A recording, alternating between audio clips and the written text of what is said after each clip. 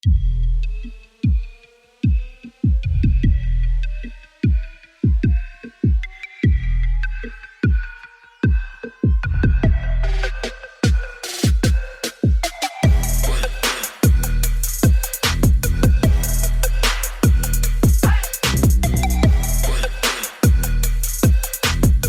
going on, beautiful people? It is Monday, February 19th, and for those that are listening on any DSP, this is Tuesday, February 20th, and we're here to talk sports. And we'll do so every Tuesday. And shout out to everybody watching on YouTube Live. We appreciate you for sure. We're absolutely going to dive in today to, I guess, the NBA All-Star Weekend and whatever that game was that we just so happened to watch. I really don't want to, but I do want to at the same time and absolutely destroy. Well, I'll just save it. So we'll definitely run into that. I know Sam wants to talk about baseball, so I put a little something on here for him, especially if he saw what Juan Soto said today, being that it's going to be a little Dominican Republic in Yankee Stadium all year long. So I'm super ecstatic about that. So we'll absolutely dive into that. But first, we're here. We're ready to do this right now. We have Sam here, the advisor. We have Harry, as I like to call him, but it's Harrison, and myself. We're here to start episode 124 of the Chasing Points podcast. Gentlemen, how the hell are you? I'm doing good, my friend. How are you, friends? Living the dream. Good. Happy Monday. Yeah, happy one of those things. Yeah. He's so angry. I know. We all jumped on, and we're recording this later than usual, and he's just aggressive this evening. You guys are going to get a different version of me today, and it's going to be great. He's salty Hayes. Yeah, cranky Hayes. Yeah, cranky Hayes is here, and I'm fine with that. I'm all the way. I'm all the way with that. So yes. So, gentlemen, the All-Star Weekend happened. Okay, and really wish it didn't happen. And at this point, I'm essentially okay if it never happens again. So let's just jump into whatever it was that our eyes had to observe this whole weekend, and more specifically, what happened on Sunday. So yesterday, for those that are watching us now, we'll just dive. We'll get the little parts out the way that were okay. Dame won 3-point contest again. So shout out to Dame. It was Dame time for sure. I didn't like that he did Dame time after consecutively missing several shots on that last rack, but it's okay. It's still Dame time. Mac McClung won the dunk contest again. I 100% want to just stop right there and let's talk about the order of the events. I think it's time to put the 3-point contest last instead of the dunk contest. Unless you were going to actually go out there and, get the guys that are dunking all over Instagram and doing these insane dunks, because the players that we actually want to see dunk aren't doing it. All right. And we, at this point in time, should just move on from that and allow these amateur dunkers to come in and do this, because they will put on way more of a show than these NBA players are doing. Got the Globetrotters, at this point in time, the 3-point contest is way, way, way more exciting than a dunk contest. So I would love to just stop there and ask what your guys' thoughts on, you know what? On that. I never even thought of that, because it's always just been the dunk contest is last, and and it hasn't. It's had its moments in the last. When was the last great one, like Levine and Gordon 16? Going back, yeah, 2016. So in the last 8 years, it's had a couple great dunks, but otherwise, put the 3-point contest last. That was great. Hell, we'll get to it. Obviously, Steph and Sabrina, put that shit last. That was great. And I don't know. There's just maybe because what you're getting in the dunk in the 3-point contest, because there's a finite amount of time, and you shoot, and if you miss, you just keep going. And I think my hot take. I'm sick of people jumping over people. Cool. like, I get it. Like McClung is short. Shaq 7'1", 350, I don't even know what he weighs now, but like that's impressive and it's cool to say. But like I'm over people jumping over people. Like it's been done. It's cool. Let's try something else. Now you think it's time? I've been on this for years, man. Like this thing is so bad now. Like Jaylen Brown's dunk over Kai Cenat is just a national embarrassment. Like what? Why did you put the guy that's 5'4" in And a sit him in a chair? chair. In a chair, right? Yeah. In a chair, and then blindfold yourself with your arm afterwards. Yeah. Afterwards, just disgraceful. It just takes all the air out of the building. I'm good. I'm good with it if it doesn't come back for a while. All the dunks have been done. There's not much we can see anymore. The dunkers that we want to see, I don't even know who those guys are anymore, John aren't doing Morant. it. Sure. Yeah, sure. Throw him in there. Yeah. He'll jump over someone too. So Yeah. no, I agree. Like the 3-point contest is the premier event. Let's expand that. Like Yes. get 12 guys, get 16 guys. Yes. I'll watch that all night. I agree. Because that's something that NBA players, like, they can't take that off. Like you're either shooting or you're not. Correct. So like, I feel like we need to make that the premiere of this event. And let's go from there, because the dunk contest, I agree with you guys 100%, is just not it anymore. Yeah, it makes sense. I also the way agree the game with the statement that you said. It wasn't. It didn't just happen for me this weekend. It was just really, really, really exploited for me this weekend, because I took time to actually sit there and say, you know what, I'm going to give this a chance. Unlike the Pro Bowl, which I will never, ever give that a chance ever again. Even though I do like, let's be fair, I do like the flag football format because they're actually out there having fun. So I do like that a little bit more. But these guys aren't going to really give the effort. And I'm also okay with them moving the Pro Bowl after the Super Bowl so we can get the players that actually made it in there and we can see all of them in there. But, I'm just – I said it after Pro Bowl. I'm like, it's really not for us, and it's for kids, and it's for people to see stars and all that. But the dunk contest is just another level of like disrespectful to the game. Like it's just not good at all. Like, and maybe that's me saying it as a basketball junkie and really close to the game, but it's really, really bad. It's really bad. It's a bad reflection on the sport.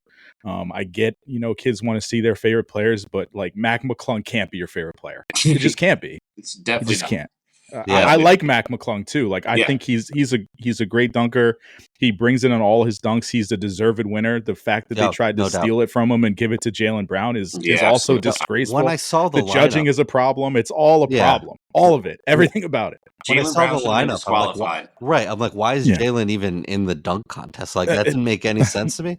But yeah, unless you're going to get, the bucket list of dunkers, right? And they don't want to embarrass themselves, and I get it. And the myth of Zion dunking now, or even out of Duke, like you don't want to exploit that if you're Zion, right? You might as well just have the narrative of like, we should have Zion, But I just, these guys don't want to embarrass themselves. They don't want to get hurt. It's unless this is all Harrison's boy's fault. I just want to let you know this. Don't steal Stephen A's takes. I'm not. I haven't even watched ESPN, but it's all LeBron's fault, because ever since LeBron did it, all these stars do not do it. Because prior to him, he was the last one that everybody really, really wanted to see. And then he was like, nah, I'm good. I'm good. Every year, I'm good. And then now all these other guys follow suit because you follow greatness. And you're like, yeah, no, I'm going to take the LeBron route. I'm not going to get embarrassed. Where you guys aren't LeBron, you should just go out there and just dunk. Harrison, I don't care whose take it is. It's my take right now. I keep getting served crazy like Instagram Reels because I'm not on TikTok because I'm an adult, and so just hot take. So I get my Reels like weeks later, like all the other older millennials do, but. Like I'm getting like highlights of like Prime and like Ken Griffey dunking, and I don't even remember when this was. I was like 6 years old or whatever. But like let's do that. Like make it a charity. Sports. Have let's have all the like premier athletes and Like, do something and Celebrities. like make it cool. Yes. The All-Star weekend is never going away for any sport. Of course not. Here's the advertising and sponsorship in me. God, there's too much money on the table to lose, whether it's from Nike or soda vendors or whatever it is. Like, there's just too much around this weekend for the sport. Starry, yeah. And football's over, and now we're in this like, okay, well, it's basketball, and people are getting more into basketball, into college basketball, and waiting for baseball or for the hot stove and football to start. Like, let's do something a little bit more. But you're right, like, we can't be putting G leaguers out there and 12th men and it's just having them dunk over. Like you said, it's the week after Super Bowl, and this is what the NBA puts on. Like, it's not good. It's not. It's just embarrassing. No, like yes, it's a hot take culture. People are going to bash things, but Twitter is just ablaze in how bad it was, and it's like there has to be something better. Yep, it has to be. Yep, I'm sure Adam Silver is already thinking about something. I mean, we obviously love the in-season tournament. That was the first year of that. That's great. But a lot of these guys look forward to this just being their time to relax, right? They're going to show up because they're an all-star, and it's an honor to be that. But nobody is going to absolutely play. And I was looking forward to one of the traditions that you see in the All-Star game is the first half. We always know they don't play. They play and they do crazy dunks, and it's like, okay, that's cool. It's entertaining. Again, to Harrison's point, it's more so for the kids, right? I understand that aspect of it. But the second half was always, okay, now we're going to be competitive. And that never happened last night at all. When I see Karl Anthony Towns come down 5 possessions in a row and his windmill dunking it, 360 and doing all this, I knew it was time to turn the TV off and watch something or just go to sleep. And that's exactly what I did. I went to bed after his last dunk halftime. I saw and he pointed back down, I was just like, I'm done here. I don't need to here's do anything. Here's the thing, though. And I don't disagree. And we talked about the Pro Bowl last week or the week before. Yeah. Like, kudos to Adam Silver. I think we all agree is the best commissioner in the popular sports. Yes, correct. And you could say what you want about Roger Goodell, but at least I like the flag football. These stupid. I saw all the catch content. All that stuff is dumb. I like to but it's something, right? It's not going to go away.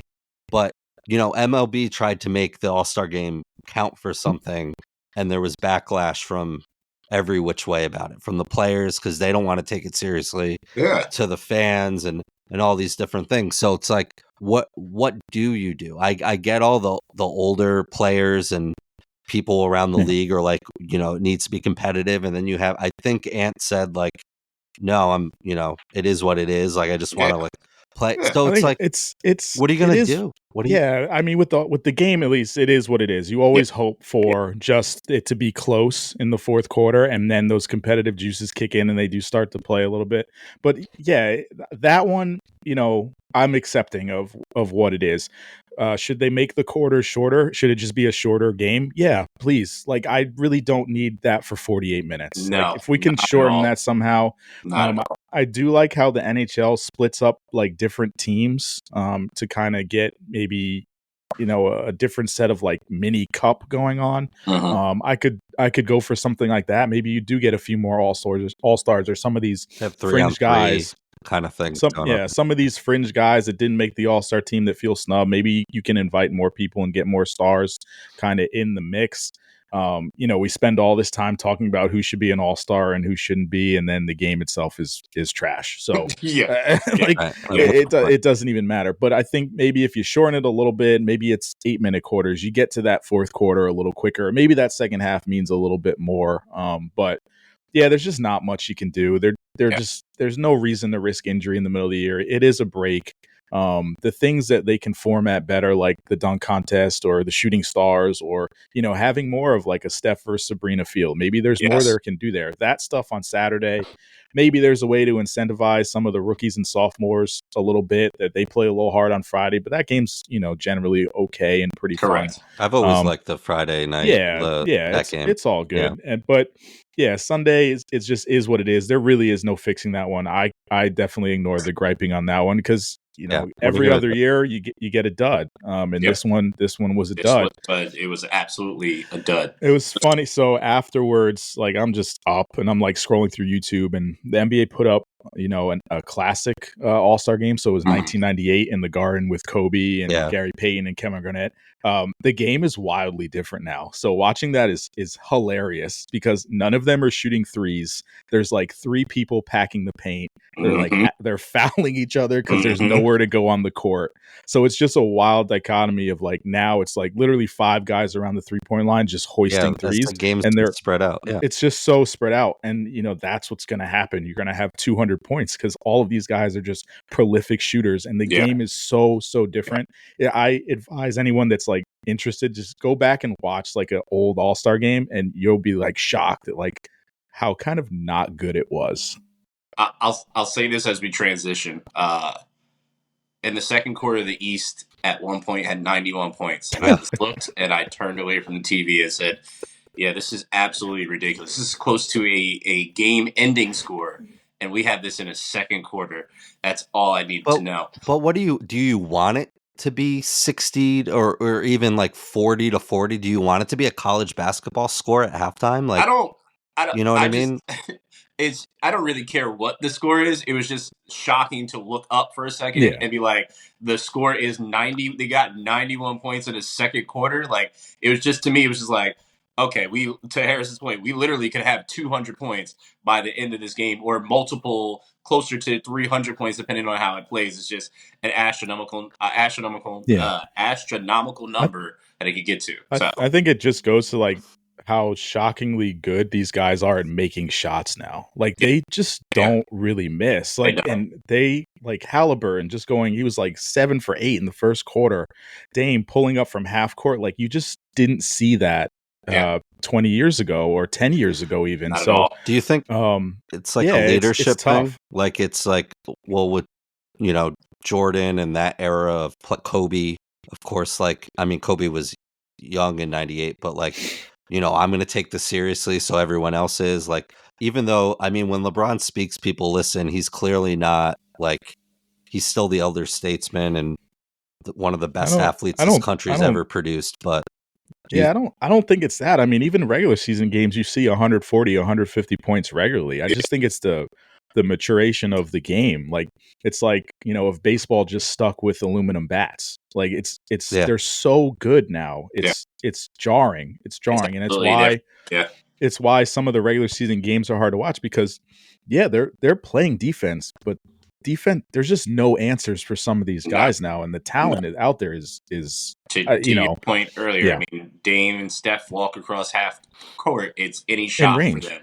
You know what I mean? That was not something that existed in the Jordan eras and the Kobe eras of the All-Star games and whatnot. And they also, those people, they came on the court like, hey, I'm playing against these guys and I want to beat you. Like, this is the only time I really get to play against you guys and show everybody that I'm better than you. And that was the mentality I have. Everybody in this NBA is really friends.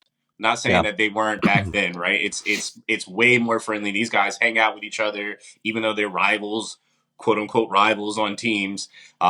They are way friendlier than what they were back then. Right? They lace it up. It's just a different game. Yeah, so I'd say that too. But like, there's no way to stop this without team defense. Like, correct. There's no one-on-one defense that is stopping Dame Lillard or Steph Curry or LeBron James. Like, so how do you get that type of continuity with an all-star team that you just put together a couple days ago? So it's just the nature of the format and the way it is always going to lend to this, but now it's just ramped up even more because of the guys' ability to just make literally every single shot they shoot in the gym. Correct. You can do like a all-star offensive player and then defensive players, and you have like these guys that wouldn't make the all-star team anyway, but like are just on the perimeter just guarding, trying. Like just out there trying on the perimeter in his prime.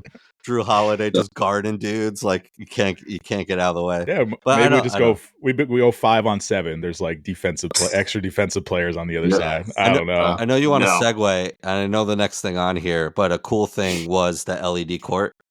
That's where I was going. Yeah, and they so that was That was dope. I like that. I mean, it was a little over the top at times, but it was cool. It's been hit or miss on social media. I will tell you that much. A lot of people didn't like the bright green court at one point in time, which definitely will set your irises on fire. That's for sure. But I did enjoy watching on the celebrity game. Like they had the 6-point shots, and it would just move like certain things, and then they had the wacky inflatable things that was doing it. And I was like, again, I know who it's for, but it was just entertaining to be able to have that, because just imagine seeing that on like March Madness, since we're approaching that. Like, right? Imagine seeing like they can show the highlights as you're going, like you're watching aerial, they are just playing on the court, but you can see the highlights behind them, like on the actual court, as it has that aerial view or the view looking down. So I think they could do some really, really cool stuff with that, and be able to switch it or even change colors, like, or something like that. Like, let's just say for the All-Star game, like the East has they have blue is predominantly East color, right? When they have the ball, the court changes blue, or when the West has the ball, it changes red, or something they can just do, just be creative. I think that's just really a cool concept of it. So I think there's so much more that can be done with and will be done with it. Yeah, I thought it was really cool, but I turned on Nickelodeon during the Super Bowl for a little bit because I think that's cool too. So that was awesome, and I don't think we talked about it enough. I didn't highly even see upset it. with my girlfriend. Yeah, so upset with her, because I was just like, when we were at a buddy's house first, and I came back to my apartment, and I was like, "Do you want to watch the SpongeBob version?" And she was just like, "No," and I was just like, "Are you sure you're missing out?" And then you missed out. A week after, she's sending me clips of how Dora the Explorer is breaking down. I think it was like a holding penalty or something like that. And she's like, I needed this. I was like, I tried to tell you, let's watch this. There was jellyfish across the screen. And you're not going to get that. Patrick and SpongeBob in the booth. What? Now you got to wait 3 more years. She's got to, because that's a CBS thing. They own Nickelodeon, so. Well, we need that to come back. So that's all I'm saying, because it was well worth it. But agreed. So we've already talked about the non-competitiveness of that. We talked about the court, and we mentioned we mentioned it last week, and we were going to bring it up here now because there was a little controversy after it, but it was entertaining during. Is Steph Sabrina against Steph, or however way you want to put it. Don't try to cancel me or whatever you want to do with your nonsense. But it was very, very interesting to see. I was excited to see it because I know. I'm pretty sure, Harrison, you're a fan of Sabrina as well, too. But I know Sam and I have mentioned it several times on here. I've been a fan of Sabrina for a while, watching what she was doing in college. And then when you see somebody like the late, great Kobe Bean Bryant take a liking to somebody like that and really be around them, it says a lot to me. Like, because these people, they have an eye for certain players. And seeing how so many players in the NBA love and respect Sabrina's game said a whole lot to me. To be the only, at this point, to my recollection, the only women's basketball player to have a shoe that transcends to the NBA as well, because NBA players are wearing her shoe out there on top of that. Now, mind you, there's been great women basketball players prior to this. Her shoe is the only one that I've ever seen on an NBA court, period. So take that into consideration. But anyway, she was shooting against Steph, and she held her own. She went first. That was the only thing that I think was kind of the downfall for her, is that she went first. So you gave Steph an opportunity to see what he had to do, and he was like, all right, now is time to nut up or shut up. And he did, of course, because he's the greatest shooter of all time. So let's just start right there. What did you guys think of that? And we'll get to the controversy next.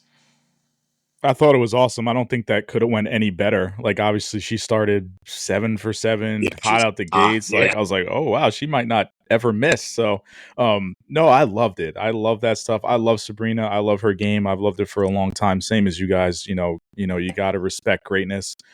So, yeah, no, it was great to watch. Yeah, it is unfair. Why does Steph get to watch? Like, maybe like blindfold him. I think don't let Steph see it. Put him in a booth, like a dating game or something. Like something like he can't know what the score is. Obviously, he's gonna be able to hit that. He's the greatest shooter of all time. So, other than that, it was fantastic. I loved it. Yeah, I agree. I was looking forward to it for a while. Like, kudos to both. Or I think Steph initiated it right after she won her 3-point contest. Well, no, for she called Steph out. Yeah.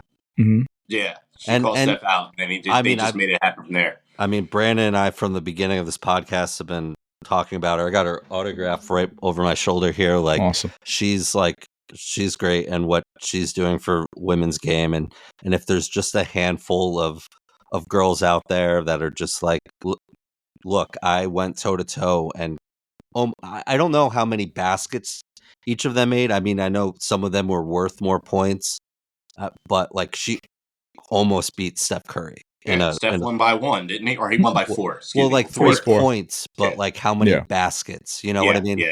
Mm-hmm. So I get that, crunch time and like this ball means more. So I get that on it. But yeah, she and stepped up to the challenge. She shot from the 3, like the NBA 3. And and she would have made the finals in the 3-point contest if she was, she had the same number as Dame. Everyone else. Yeah. Same number as Dame.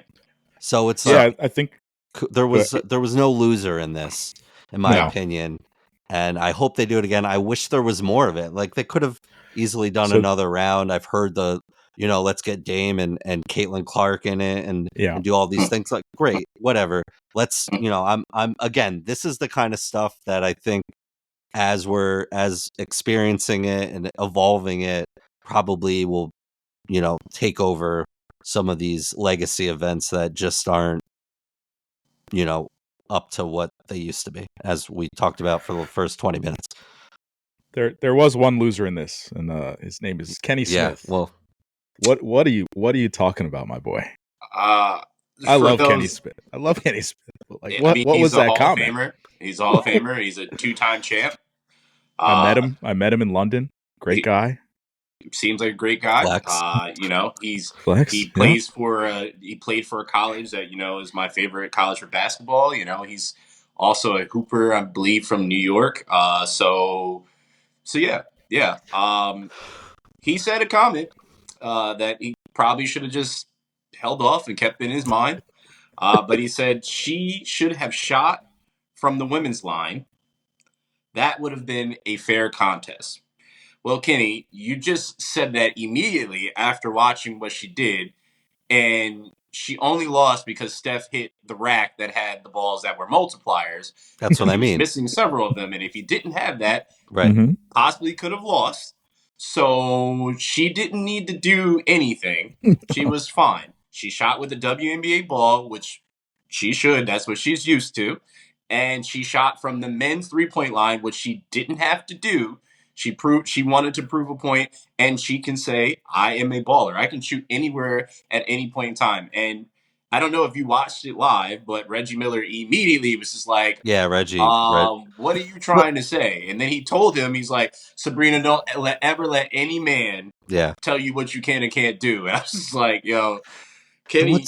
What's wild to me, though, after that, the top of the key and then the rack between the corner and the top of the key there, I think Kenny said, when Steph was shooting, I think Sabrina has this. And again, to the point of that last rack had, the more, more points.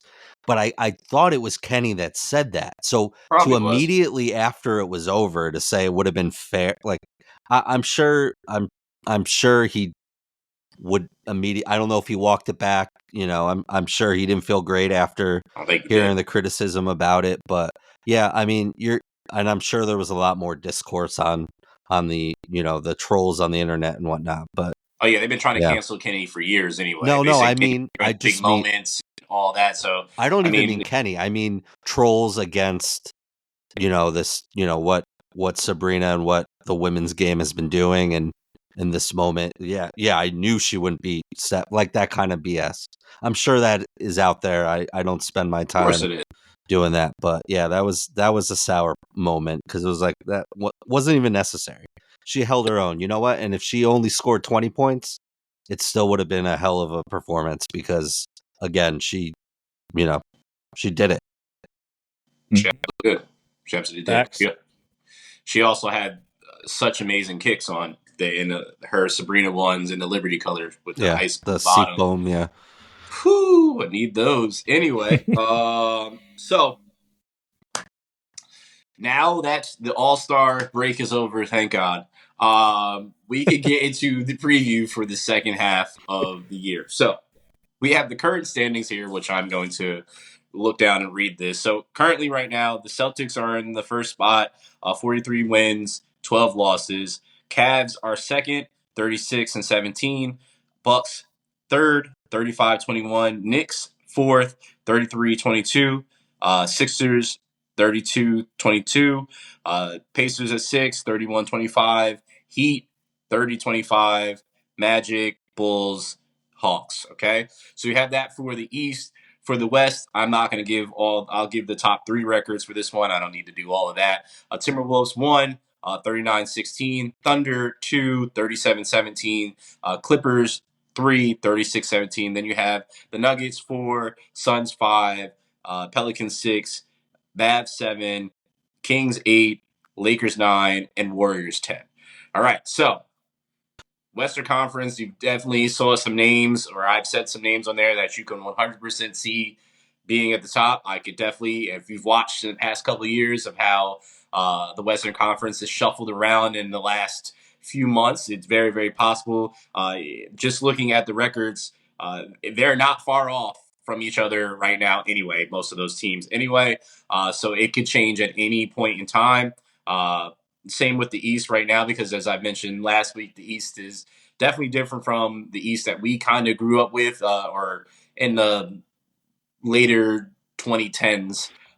It was definitely dominance from the West. But right now, gentlemen, I have a question for you, some questions, some predictions, and want to see what you have here. So for the Eastern Conference Championship game, I need who you believe is going to be in the game, and who you think is going to be the winner, and the same for the Western Conference. So, Harrison, since I'm looking at you, who do you have for the Eastern Conference in the championship game, and who do you have as the winner? For the Eastern Conference, I have Knicks and Celtics. Okay. I like the Celtics coming out of that one. Okay. Unfortunately, I'm rooting for Dame and the Bucks. I want to see him get a ring. I just don't think is currently constructed right now they can get over the hump. So I really love what the Knicks have constructed. They're doing it the right way. They have some great pieces. They're a gritty team. They're going to be ready to play playoff time. And then the Celtics are just a class above the rest of the East right now. So that's who I have on the East side. Sam. Yeah, I will admit I haven't been locked into basketball as much as I usually have, but hope I will change that. But I'm going with Harrison's picks here too. I think the Celts ultimately come out of the East as presently constructed. Again, we were worried about this with Milwaukee, and I don't know what the hell's going on in Milwaukee anyway. I mean, how many games they're 3-7 their last 10 games? Is that all Doc? I don't know what the hell's going on. They had their toughest road stretch. Sure. So it's I'm not writing them off at all. No. I think they'll be right there. But they had a tough road stretch. I think they'll get it together and they'll be fine. I just don't see them as good as the Knicks and the Celtics. That's all. I think they'll be right there. Yeah, I mean, without trying to be a homer, I just think that the way the Knicks play basketball, is built better for playoff basketball. And I mean, they have depth now.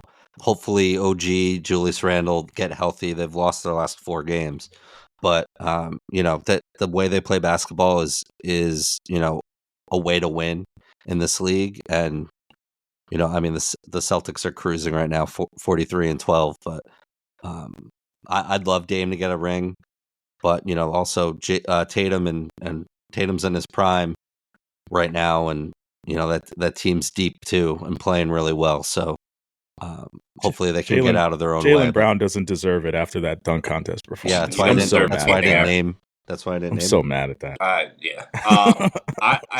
I think first off, to Knicks fans, when they don't make it to this game, please come back to this podcast and give Harrison and Sam both shit for getting your hopes up. That's number one. Number two, you don't know what it's like to be a Knicks fan, dude. We don't have any hope. I'm not Like, I'm not going to bed like, oh man, I hope the Knicks make the Eastern Conference Finals. Sam, Like, if they made it, I'd be happy enough. You can't even utter the word hope because you're a Knicks fan and a Jets fan. So That's what I don't even want to hear the word hope come out of your mouth. So that's that. Bucks, Celtics for me. I do believe that the Bucks will figure it out. I think with Giannis, I think he has a point to prove. And I think Dame 100% has a point to prove that he finally got out of Portland. And this is what it is. Yes, they need time to gel. Like Harrison said, that stretch was really, really tough for them. But also to Doc's point of what he said in the press conference, a lot of guys' minds were in Cancun already. You can clearly see the way that they were playing.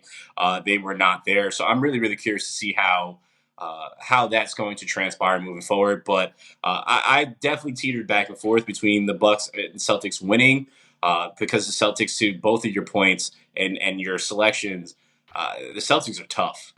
Compared to what we saw last year to this year, it is night and day. It's like what they were 2 years ago. Was it when they had that run before when Ime Ndoku was the coach? They look like they are back to that point. Picking up Porzingis was a great look for them. If he can stay healthy, that's huge. That's definitely going to help them out going down the road. But I have the Bucks winning and getting to the finals. So for the Western Conference, I'll just go since I'm already talking. I have the Timberwolves and the Clippers. I know the Nuggets right now are the defending reigning champ, but I really, really, really like that combo of Cat and Anthony and Ant-Man. Ant-Man he's just such a phenomenal player. And if you have not watched, because I'm sure a lot of people don't watch Timberwolves games outside of really, really watching or being a fan, but if you haven't had an opportunity to watch the Timberwolves and watch Ant-Man play, you're doing yourself a disservice, and you would 100% need to watch this man play because he is an absolute monster. Cat has turned his career around to me after the whole Jimmy Butler beef with him when he was there, being soft and whatnot, showing his range, being able to somewhat be a leader on this team and turn it around. He's played some really, really good basketball in recent years, but I believe the Clippers finally have an opportunity to get to where they're supposed to be and what they were supposed to do for a while, depending on what always derails them, which is injuries.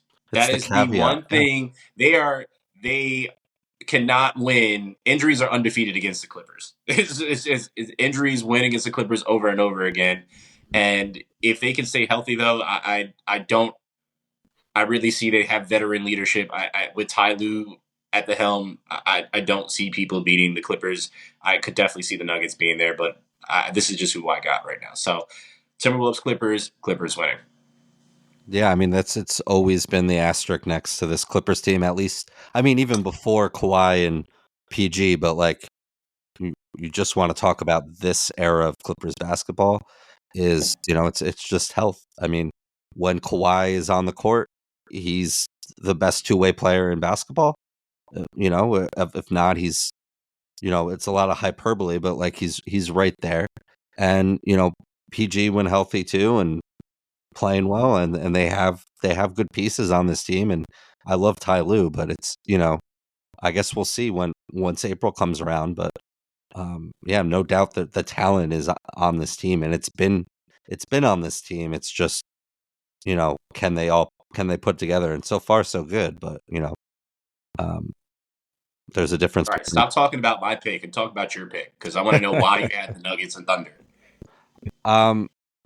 I just think the Nuggets, I don't think the conference title matters that much to them. Obviously, it's not last year's team. I will say every time, and I was laughing so hard. I saw this meme years ago, but every time I see Jokic shoot, it looks like he's playing in flip-flops. And I can't get that out of my head for 2 years now. Just I'm watching it. I mean, I've watched Nugget games all year last year since I've seen this. And I'm like, it looks like he's playing in Old Navy flip-flops, dude. Like and it's so funny, but he's just so good. And I'm so surprised he can't dunk. Like, as big as he is, whatever. I just think this Nuggets team is really deep. They've been there before. They have a lot of pieces. Again, like magic things happen in April and everything in May, and they have to all click. And I've learned my lesson from saying this Lakers team will put it together. This Lakers team will put it together, and then they one and done, or they're just didn't even make it out of the play-in. So like I learned my lesson there, but I like this Nuggets team. And Thunder just they look good. I mean, they're young. I'm worried about that. They have a lot of pieces that could still need developing, right? But it starts at the top with them, and I know we'll get into SGA in a second, but he's playing out of his mind. He was playing out of his mind last year too. And if you're the Clippers, Paul George is great, but to have to give up all those picks and know that SGA was, this kind of raw talent, it's basically he's transformed into, an MVP candidate, for sure. And I think they'll go pretty far if he's playing the way he's playing. But well, Harrison, chime in because you have the same exact pick. Same. I have the same. It's more so for some of the holes that I see with the Timberwolves and the Clippers. Obviously, you mentioned the health with the Clippers. I can't in good faith pick them because I know they're going to get hurt somehow in some way, and then it comes all crashing down after that. With the Timberwolves, I don't love them in close games. This year they've played a few that are it's just interesting to see how they distribute the ball at the end of the game. I love Cat and I love Anthony Edwards, but who's the guy? And in the playoffs, I think you need to pick. You need to have a guy that is the one that's going to bring it home for you at crunch time. And the playoffs have way more than that. They're obviously good in games where they're blowing out the opposition, but when it comes to the close ones, they're a little bit shaky. So that's kind of why I don't have them there. Why I do have the Nuggets there, I still love their depth.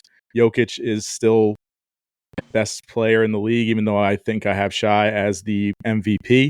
And then on the other side, with the Thunder, SGA, he is, we mentioned Kawhi is the best two-way. Shai is that right now. He is the best two-way player in the league. And it's why I have him as my MVP and why I have the Thunder right up there. It's going to be a little bit of a Cinderella story. They're obviously very young, but I love the roster they have around him. The depth they have is insane. And I just see them as a tough team to beat. But I do have the Nuggets beating them just because of that depth and that experience once we get there. Okay. So our final predictions at this point, I have the Bucks, Clippers. Harrison has the Celtics, Nuggets, and so does Sam. You both have the Nuggets winning back-to-back this year, and I have the Bucks winning this year. If you guys want to add some extra comments, please go for it and why you chose that. If not, we'll move on to our MVP conversation. I hope the Bucks are able to get there. I think they would pose a bigger threat to the Nuggets, just matchup wise. I think it's a tougher guard with Giannis for the Nuggets.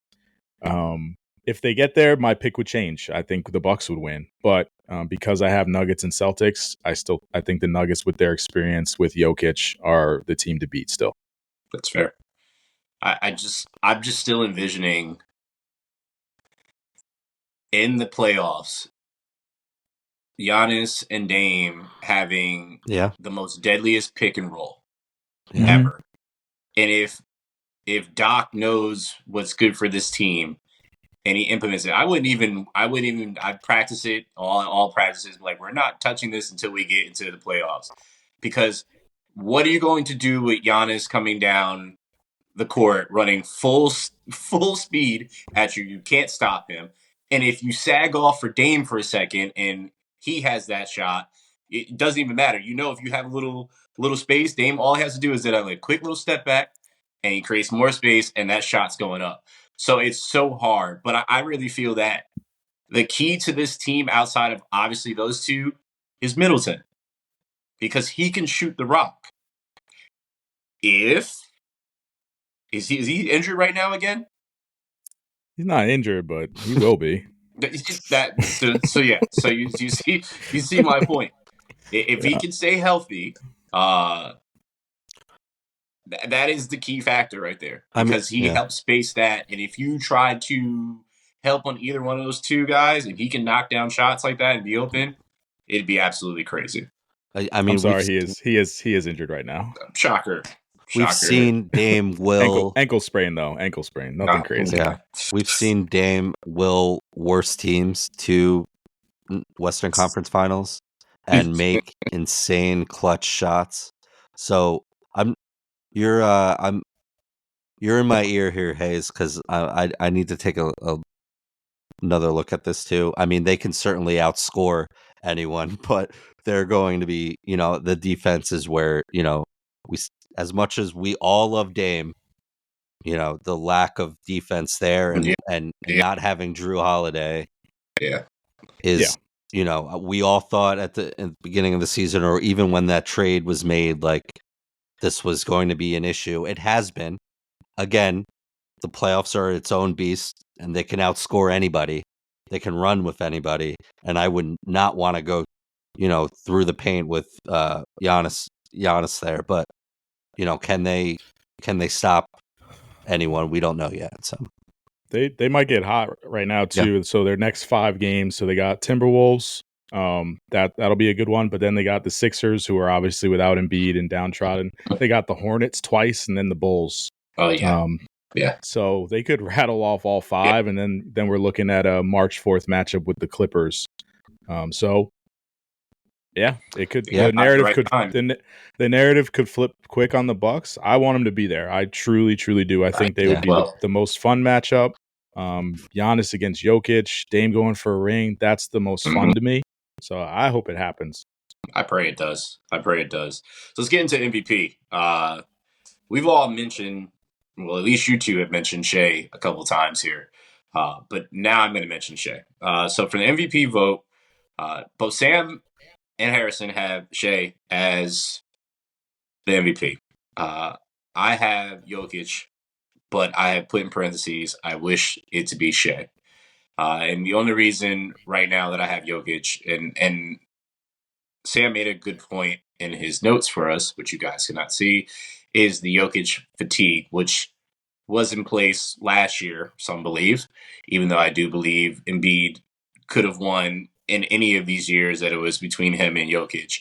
But I think at this point in time, Jokic is still playing out of his mind, right? And it's going to be hard for them to turn away and say, well, we can't give him the MVP. That's the only reason I have chosen him to be that at this point, is because he's still doing the same thing that he was doing the year he won. I think the numbers are the same. Win, yeah, I think and it hasn't changed. So it's hard to say that he's not.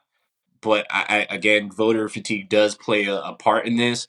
And Shea is that fresh, shiny, new guy in this conversation. But I just think for those reasons, Shea won't be it. But I would love to see for him to win that. I just think the Thunder are a game and a half out of first place. I think, a lot of the NBA beat media, NBA Twitter has been waiting for SGA to do this. And, you could argue he's been doing it for a while, but now the team is better around him, and he's no doubt the leader of this team. The fatigue's one thing. I think if the Thunder and voting ends at the end of the regular season, if they continue to stay right where they are or win the West, and it could still be the Nuggets too. They're only 3 games out, but I think that means more, and adding the fatigue in there may be what gives them over top. I agree with you, Hayes. Like, you could get, if the season ended right now, you could give it to Jokic, and that would be, I wouldn't contest it. I didn't really have, an opinion last year about it. I thought it was fine that Embiid got it, but just knowing now that the Nuggets finally got over the hump, they won the title last year. I guess it really just depends how the next couple months play out, because again, if the Thunder are right there and he's healthy and playing the way he's playing, I think he's going to win the MVP. Yeah, your reasoning's the same as mine, Sam. I think if the Thunder can stay at 2 and then get to 1, I think that changes the narrative a lot, because obviously voters definitely weigh where the team finishes based on the MVP race. Do I agree with that? No, not really. It's a team. They're both separate, but that's the way people have traditionally voted. So for me, if Shea is in first place, he's second in scoring right now, and then also on the defensive side, he's averaging 2.2 steals a game. He's the only guy over 2. Oh wow! So defensively, he is a monster. So I think the media knows how to spin it a little bit. So it's like, all right, let's get behind the Shea bandwagon. He plays both sides of the ball. He's a superstar on the top team in the league. That's why I think he can come in and steal it. Jokic's numbers are silly. I mean, obviously, we all know that if they give it to Jokic, if they give it to Shea, it'll be fine. They're both very deserving. But that's the route I see for Shea and why I think he's going to steal it. Not steal it, but do you think take it. Giannis gets hurt because Dame's on his team? Yeah, for sure. Meaning like in MVP voting. I'm just looking at the odds here on DraftKings. Is Jokic is minus 140, Shea's at plus 210, and Giannis is at 800. Luka's at 1100. So it's affected by Dame. You have another top 5-10 player on your team, and you are a top player in itself. Like I think it's just really, really going to be hard against them. So I think that's definitely, it's not his fault, but absolutely, voters are going to look at it. Well, you had this other guy, and if you didn't do this, you're not the most valuable technically. The voting on this is so weird to me because it's definitely a popularity contest type shit, and it's just to the point of what Harrison just said a second ago is it's historically the best player on the best team with the best record, right? So it just is. I don't like that it's that, but that's usually what it is. I don't either. It kind of is what it is. All right, so we basically all want Shea. So good talk. Other news, the surprising news, but I kind of saw it happening as a Nets fan.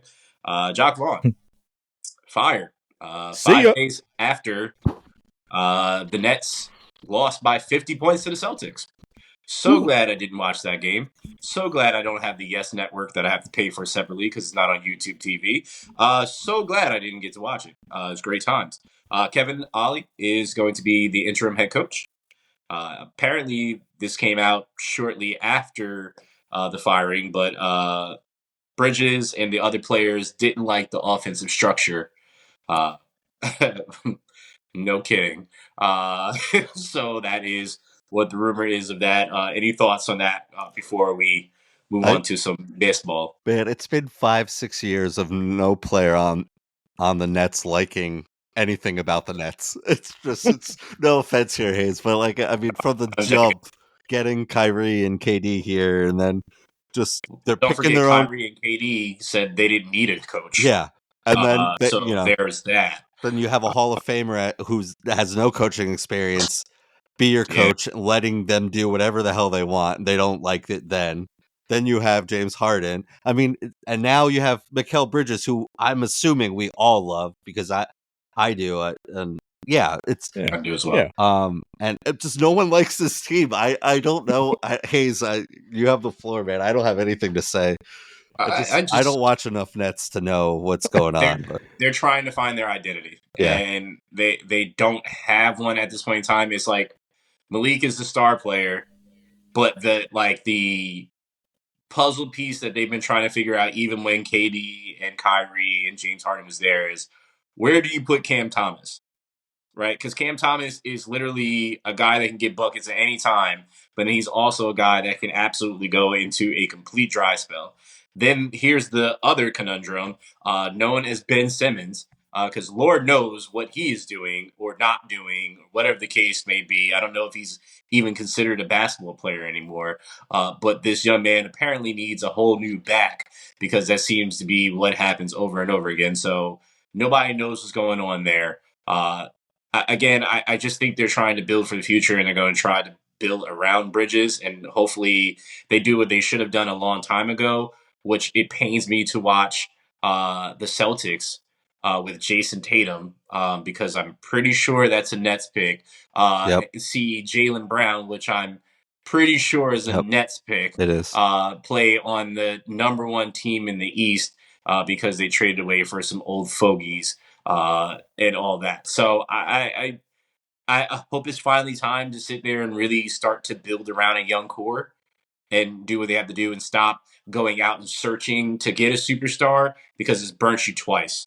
So stop going out and try to get a superstar and build somebody homegrown and work from there. Yeah. But they won't learn because it's New York and it's Brooklyn and they want to get somebody to be the face of the franchise as a superstar. They turned down apparently. They'll learn. Yeah. They'll learn because they have to. They don't have any cap space. Sure. They're in cap hell for the next 3 years. So they're they're strapped. There'll be a couple more coaches that get fired too. It's just crazy because before Kyrie and KD even came here, all you heard about with this team was just the vibe and the chemistry and the atmosphere was like the bench. Everyone, the bench was the most energetic bench that we've seen. Wow, dancing, all like a team led by D'Lo, the head coach, right? What's that? What was his name? Kenny Atkinson, right? Yeah, it was yeah. Couldn't get enough like this Nets team at the time. But I'm so confused. How do you lose KD, Kyrie, and James Harden, and I'm looking at the salary cap number now, and they're like worse off. How is that possible? Bad deals. Bad deals. How is this possible? Really, really bad deals. And Ben Simmons is making $40 million. I was just about to say, Ben Simmons is the biggest one of them all because nobody wants Ben Simmons' contract because nobody wants Ben Simmons. You know what? So. They can trade that one next year because it's expiring. Good. But you got another year of that. So that's got to be why they weren't expiring because KD signed this deal and then was gone. What, the next season? Yeah, they got Ben Simmons at 40, Cam Johnson at 23, Mike McHale at 23, Dorian Finney-Smith making $15 million, Dennis Schroeder making $14 million. They are just lighting money on fire. Just lighting money on fire. Yeah, I know you need to have a floor, a cap floor, right? Like no team can just like they're $30 million over. Jeez, it's not good. Yeah, $30 million over, nothing to show for it. I'm glad they have all those seconds, right?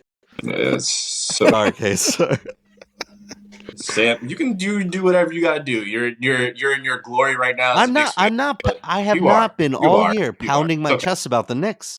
I think the first time I mentioned it was like 2 weeks ago. Don't worry, I'm gonna kick you when you're down. Don't worry, I got you. No, I'm just Hayes. I got you. Here's the thing, dude. You had what every Knicks fan wanted, and they came to you, and it was a complete dumpster fire. It is not your fault that this franchise has been upside down since then.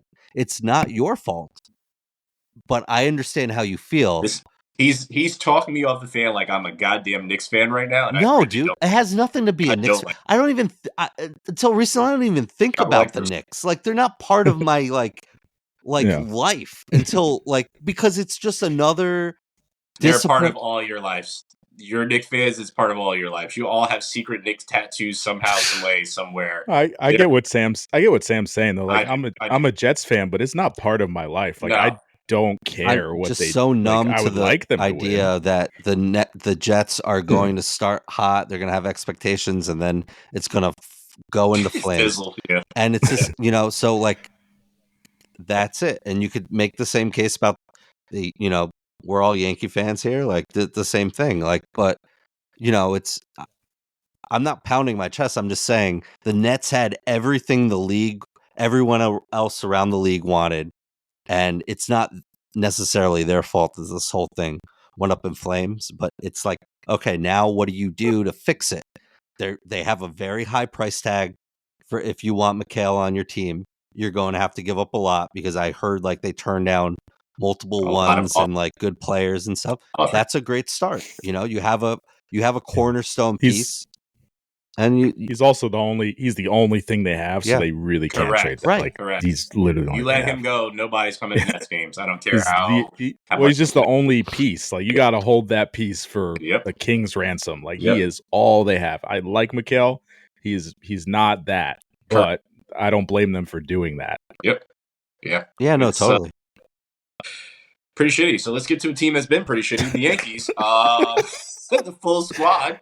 What a segue! The full squad has reported for the first workout. There is a very interesting sighting of a skinny Giancarlo. He is slimmed down. Sam sent it to us in our group chat, and Giancarlo has actually he was interviewed, and he said, "I want to be back to a baseball player again, and He's just want going to back to play Mike. baseball." Yeah, Is it I Mike guess Stanton again? so. Guess so. I don't know. I don't know how that's going to work. We'll see. I guess he's just going to try to play regular baseball again. I don't know what that looks like. Never been really the greatest fielder, so I don't know if he's still going to just be like DH or what this looks like for him. But I guess we'll wait and see how this turns out. What are your thoughts on slim down Giancarlo? I mean, what else?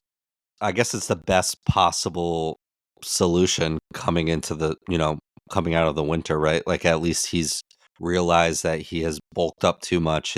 I mean, he's had some unlucky injuries throughout his 10 years in baseball. He's got hit in the face. I mean, but a lot of it is just muscle injuries, right? So I mean, that is more Hayes, you both of you would know better than I would. I don't, I'm not going to pretend to be a doctor, but like I just feel like that's more on the player, and the fitness routine and all of that. But it's not unlucky. It's like if there's something wrong, if you're oblique, you tear a hamstring, you sprain an ankle, like that's on the body that's the player. That's not necessarily the game of baseball in a way. To be clear, it's some people's bodies just give up on them. To highlight more what Sam is saying is some players' bodies just cannot hold up. And we're watching a sport that baseball is just such a long sport. Like it's not as taxing as you would say a football game is, right?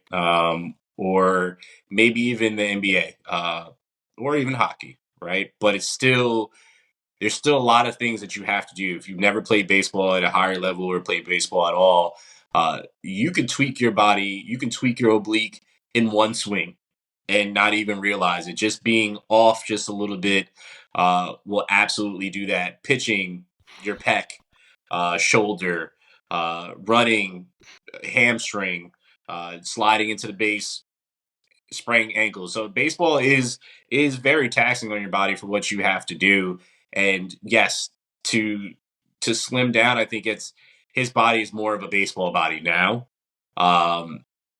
Like if you even look at him standing next to Judge, where his body is like Aaron Judge is a big dude, but he's not like a big muscular dude. Like Giancarlo was a muscular dude. He put on that weight to, I guess, just crack home runs out of there. But the thing is, with baseball, you have that power no matter what with that swing. Yes, you're putting on mass that's naturally going to give you more power, but that swing's not going anywhere. That velocity of that swing is not going anywhere. It'll still be able to get out there. So I think it'd be interesting to see what he does. I just, as I said to you guys, I just hope this slims down in his strikeouts, because that's just been his problem. So, yeah.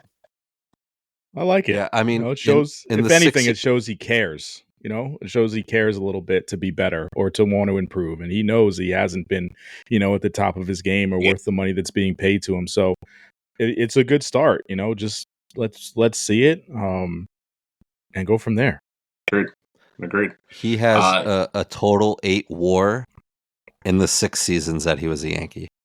And it's really just, it's really bad. So anything is better than what we've got in the last couple of years, at least. Well, hopefully the Yankees get better with some more pitching, because they put in an offer to Blake Snell, and we will see what he decides to do. Because if I remember correctly, the Giants and the Giants and Dodgers are looking at him. The Angels are in the mix. He's from Seattle. Yeah, I heard Giants Seattle's in the mix. So I mean, it's going to be very interesting. He's pretty much the hot commodity right now, to see what happens. I really feel the Yankees 100% need to do all they can to get him. We don't know. Excuse me, not we. I'm not on the team.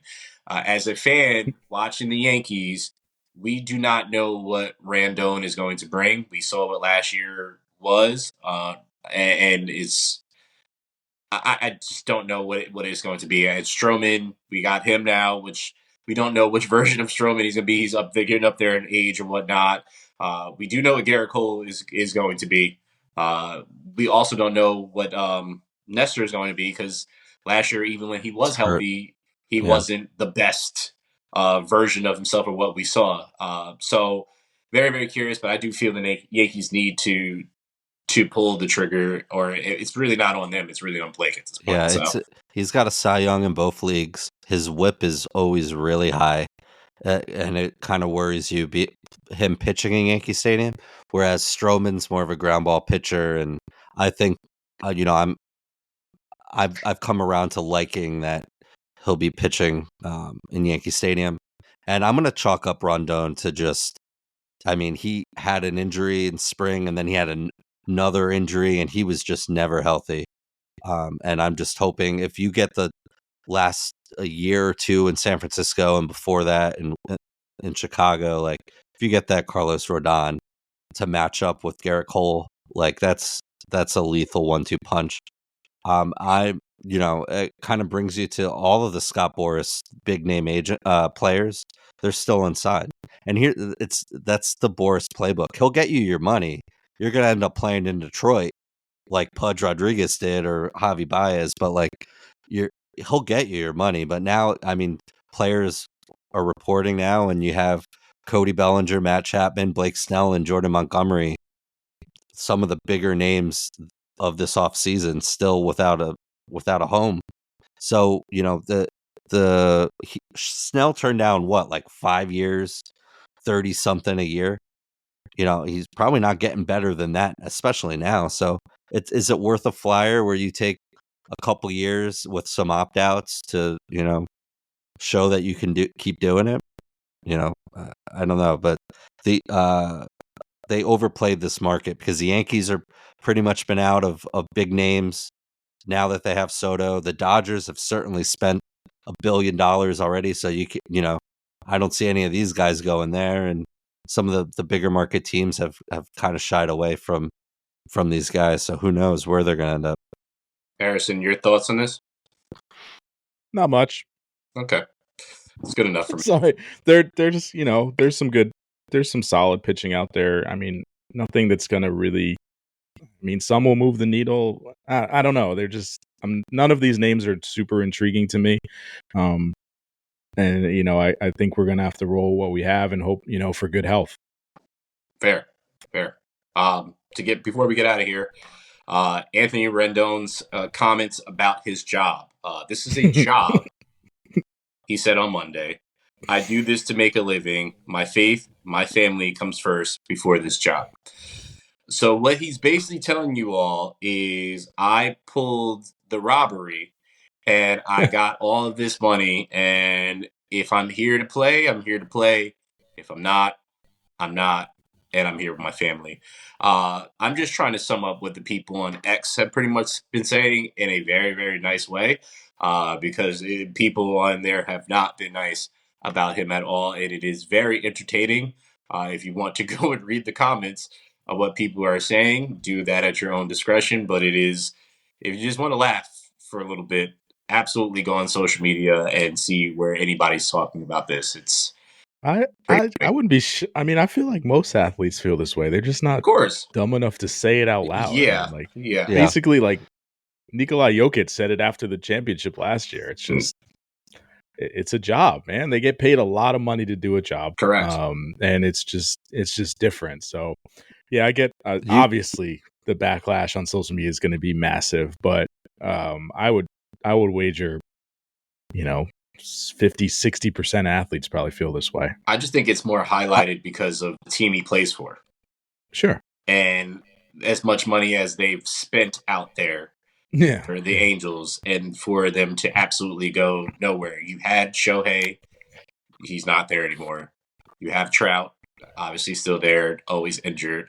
And now you have Anthony here, who is now also always injured. So there's a bunch of money that was invested in these three players. Well, two for sure.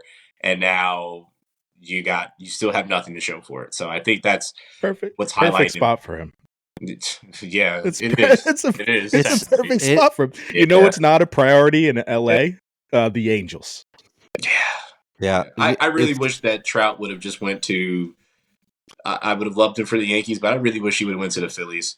when he had that opportunity to sign the contract, that long contract. I feel that would have just been a better. He was never a free agent, though. He signed it while he was still, yeah. But he would have, if he didn't sign it, he would have been a free agent. Correct? I don't know if it was that year or the year after, but yeah. I think the year after he was going to be a free agent. Yeah.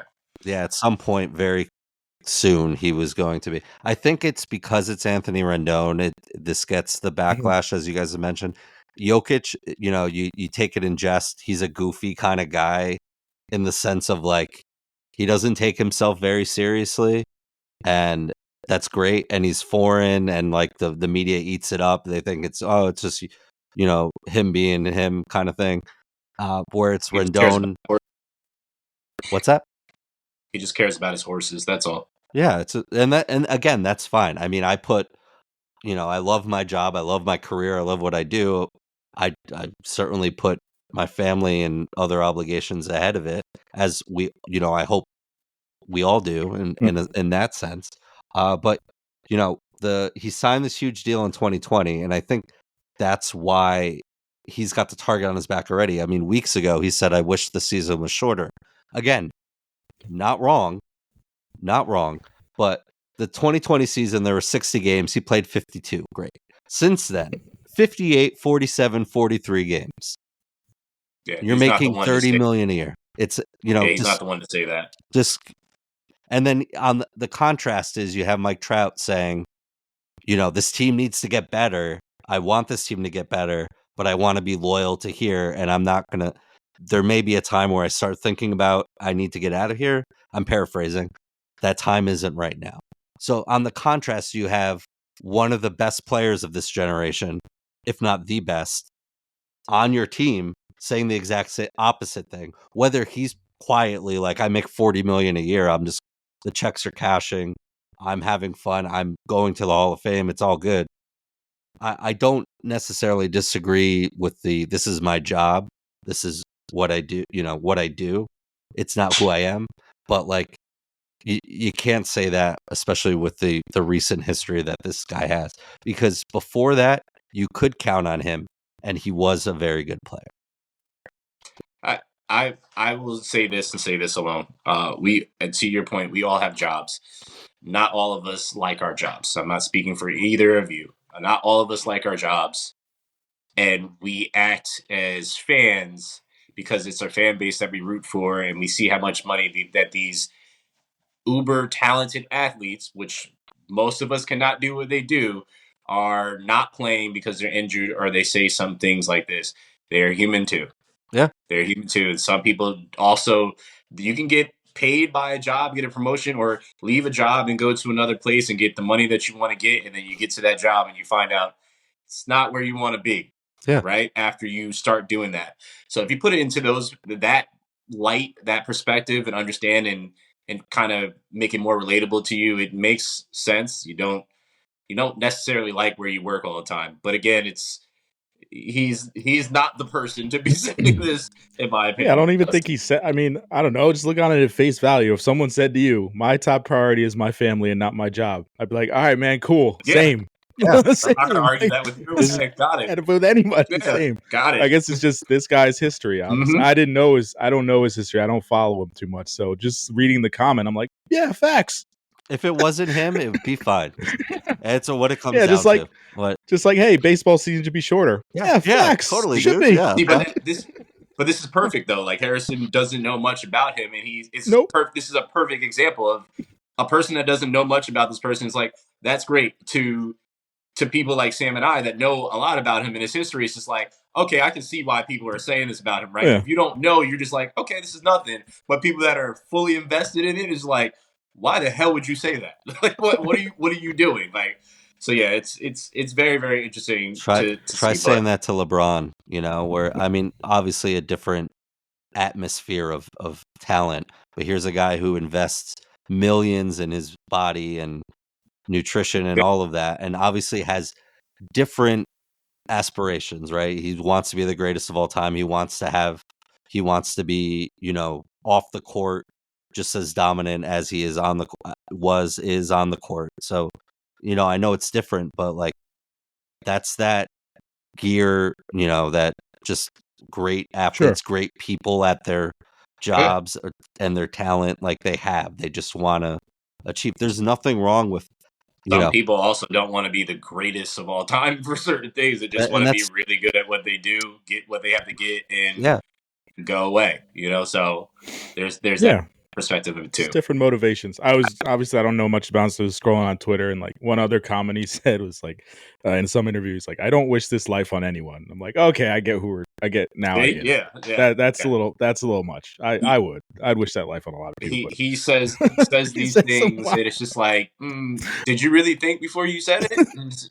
So I get why people are tagging him. He doesn't make it easy on himself. So no, I don't think it seems like he does not care either. He doesn't care. He absolutely. There's one thing about him. If you don't know and you've never heard anything about him, he does not care about your opinion. He is also the gentleman that Sam and I talked about last year during the season that went into the stands and was going to fight the person in the stand. So it's he does not care. Who was heckling him for not caring. Yeah. And there was a time where he told the reporter last year, like, no hablo inglés, like, and he just walked away, like, he's whatever. He's man. Just that guy. You want to put a good sound clip, put a microphone in front of him, and that's just it. Let him talk. Guy's a loose cannon. This does not surprise me from him, but it's like it's just, if it was anyone else, it probably we wouldn't even be talking about it. But I just wanted to get your perspectives on it because that's all I've seen on social media today. And rightfully so. It's an interesting one. It is. Sam, close us out here so we can get out of here because it's late. Yeah, Hayes needs to go to bed. Thanks, guys. I don't even know what episode it is, but 124, 125. We're stacking them up. Thank you, Harrison, Branden, for a fun time as always. Tell your friends, listen, follow us on Instagram at Chasing Points Podcast. So for Harrison and Branden, I'm Sam. Thanks so much for listening, and until next week, bye. I'm just going to sleep. I don't have anything for y'all this week. Goodbye. Yes, let's go. Whatever.